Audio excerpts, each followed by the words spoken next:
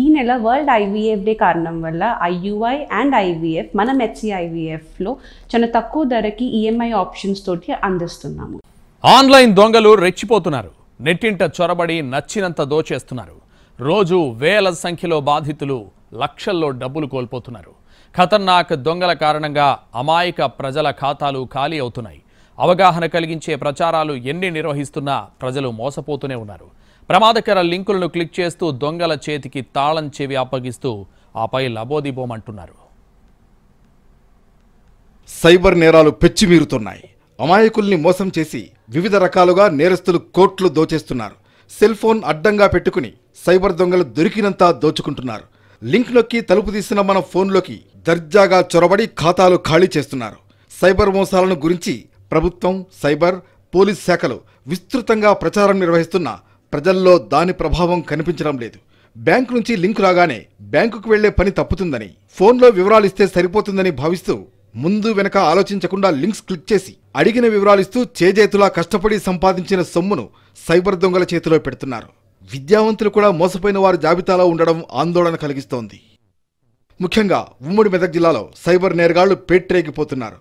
ఒకే రోజు 3 నుంచి 2 కోట్ల రూపాయలకు పైగా కొట్టేశారు. స్టాక్ మార్కెట్లో పెట్టుబడుల పేరుతో సాఫ్ట్వేర్ ఉద్యోగికి టోకరా వేసి భారీగా నగదును కాజేశారు. ఈ ఘటన పటాన్చెరు పోలీస్ స్టేషన్ పరిధిలో చోటు చేసుకుంది. పటాన్చెరు డివిజన్ పరిధిలోని ఏపీఆర్కు చెందిన బెజవాడ నాగార్జున సాఫ్ట్వేర్ ఉద్యోగి తన వాట్సాప్కు ఈ నెల 5న స్టాక్ మార్కెట్కు సంబంధించిన మెసేజ్ను నాడియా కామి అనే మహిళ పంపితే వివరాలు నమోదు చేశాడు. తర్వాత ఐడిని క్రియేట్ చేసి ఇచ్చారు.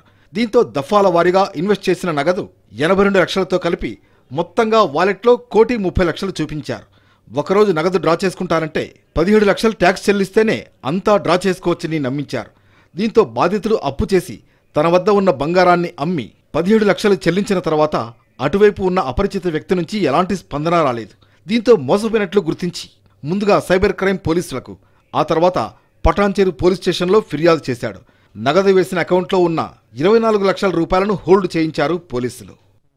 పటాన్చెరు దగ్గరలోని అమీన్పూర్లోనూ ఓ ప్రైవేటు ఉద్యోగి ఆన్లైన్ ట్రేడింగ్ పేరుతో భారీగా డబ్బు పోగొట్టుకున్నాడు.